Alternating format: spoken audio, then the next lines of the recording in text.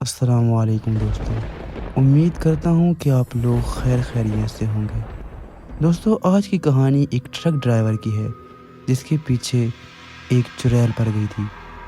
اس truck driver کے ساتھ کیا ہوا، کہانی کو اینڈ تک دیکھنا۔ اپنے آس پاس آیت الکرسی کا حصار کر لو تاکہ آپ لوگوں کو ڈر نہ لگے۔ تو چلو چلتے ہیں امیجنیشن کی دنیا میں۔ یہ کہانی نعیم نے بھیجی ہے، تو سنتے ہیں انہی کی زبانی۔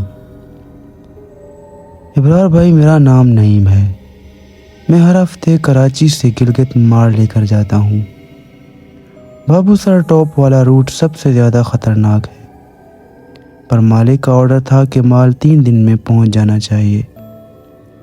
تیسرے دن رات 11 بجے میں اپنا ٹرک لے کر نکلا۔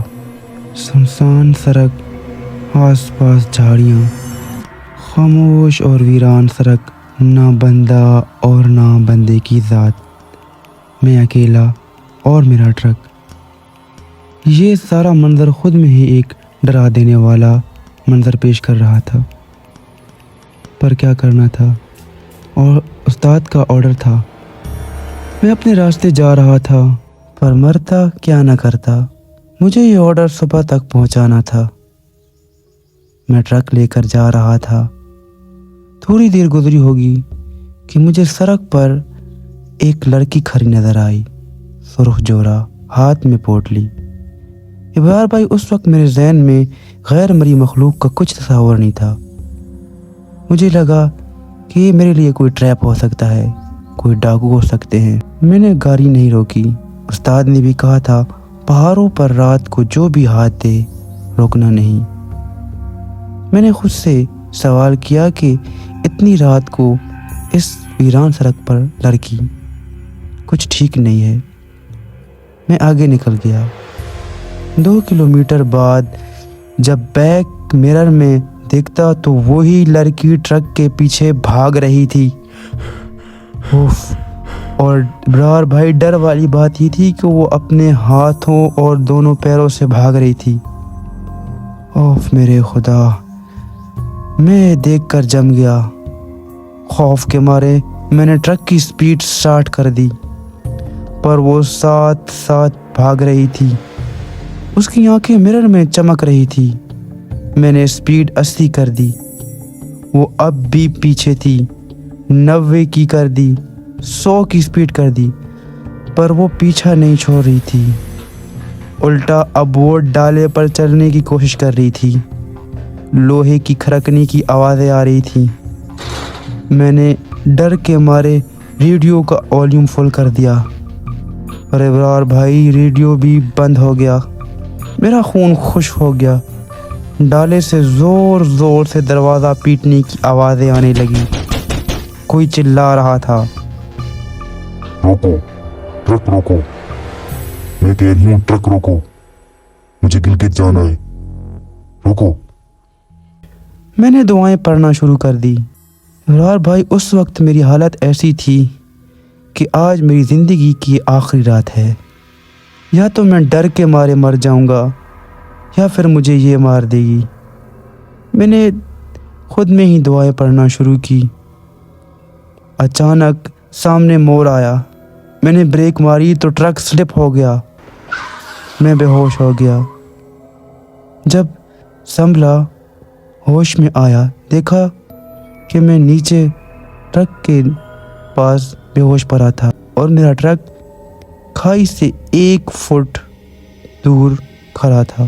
میں اٹھا، ٹرک کے پیچھے گیا۔ مکمل خاموشی۔ ٹرک کا ڈالا دیکھا تو وہاں کوئی نہیں تھا، بس ڈالے کے دروازے پر مہندی والے ہاتھ تھے۔ کچھ دن بعد جب میری طبیعت سنبھلی تو میں نے وہاں کے مقامی کے سامنے یہ بات کی۔ اس نے بتایا، صاحب، 1998 میں یہاں بارات کا ایکسیڈنٹ ہوا تھا۔ دلہن کی لاش کبھی نہیں ملی۔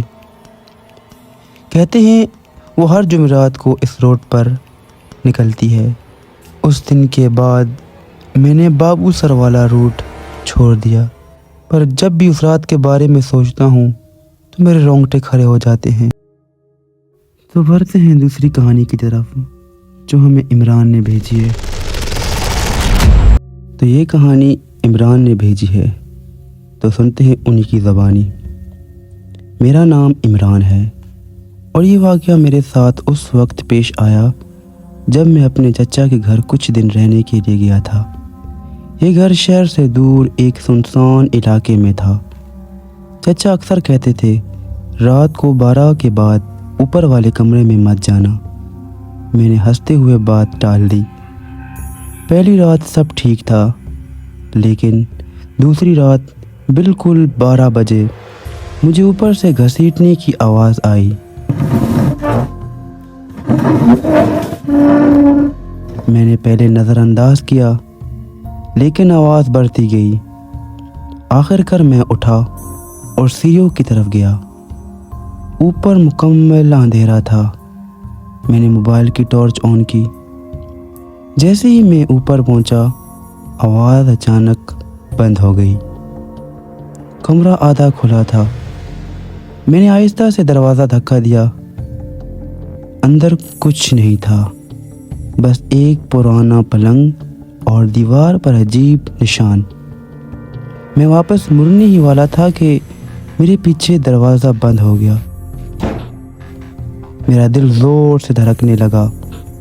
اچانک کمرے کے کونے سے آواز آئی، تمہیں منع کیا تھا۔ میں جم گیا۔ میں نے آہستہ سے ٹارچ اس طرف کی اور جو میں نے دیکھا وہ آج تک نہیں بھولا۔ وہاں ایک لمبا سایہ بیٹھا تھا۔ اس کے بال زمین تک تھے اور آنکھیں سرخ۔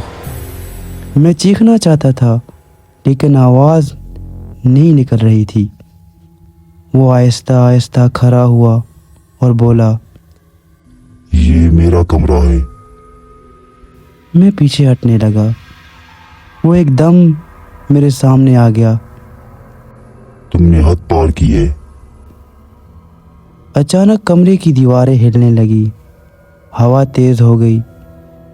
میں نے آنکھیں بند کر کے آیت الکرسی پڑھنی شروع کی۔ جیسے جیسے میں پڑھتا گیا وہ چیخنے لگا، رک جاؤ۔ لیکن میں پڑھتا رہا۔ چند لمحوں بعد سب خاموش ہو گیا۔ جب میں نے آنکھیں کھولی، کمرہ خالی تھا۔ میں بھاگتا ہوا نیچے آیا۔ چچا جاگ رہے تھے۔ انہوں نے فوراً پوچھا، تم اوپر گئے تھے؟ میں نے ہاں میں سر ہلایا۔ وہ پریشان ہو گئے۔ میں نے منع کیا تھا، وہاں ایک جن ہے۔ انہوں نے بتایا، سالوں پہلے ایک شخص نے اس کمرے میں کچھ پڑھائی کی تھی، تب سے وہ چیز وہاں ہے۔ میں نے اگلے دن وہاں سے جانے کا فیصلہ کیا، لیکن کہانی یہاں ختم نہیں ہوئی۔ جب میں گھر واپس آیا، پہلی رات سب ٹھیک تھا، لیکن دوسری رات بالکل 12 بجے وہی آواز آئی۔ میرا دل رک گیا۔ میں نے آہستہ سے دروازے کی طرف دیکھا اور دروازہ خود بخود کھل گیا۔ باہر کوئی نہیں تھا، لیکن زمین پر گیلے قدموں کے نشان تھے جو میرے کمرے کے اندر آ رہے تھے۔ میں نے پیچھے دیکھا، آئینے میں وہی سایہ کھڑا تھا اور اس نے آہستہ سے کہا، اب یہ کمرہ بھی میرا ہے۔ اس دن کے بعد میں کبھی اکیلا نہیں سوتا، کیونکہ کبھی کبھی رات کے وقت مجھے لگتا ہے کوئی میرے ساتھ بستر پر کھڑا ہے اور سانس لے رہا ہے۔ تو دوستو، یہ تھی عمران کی کہانی۔ اگر کہانی آپ لوگوں کو اچھی لگی ہو تو ویڈیو کو لائک اور چینل کو سبسکرائب کرنا، اور اگر آپ کے ساتھ کچھ ایسے خوفناک واقعات ہوئے ہوں تو آپ مجھے میرے واٹس ایپ پر بھیج سکتے ہیں۔ تو ملتے ہیں اگلی ویڈیو میں، جب تک کے لیے اللہ حافظ۔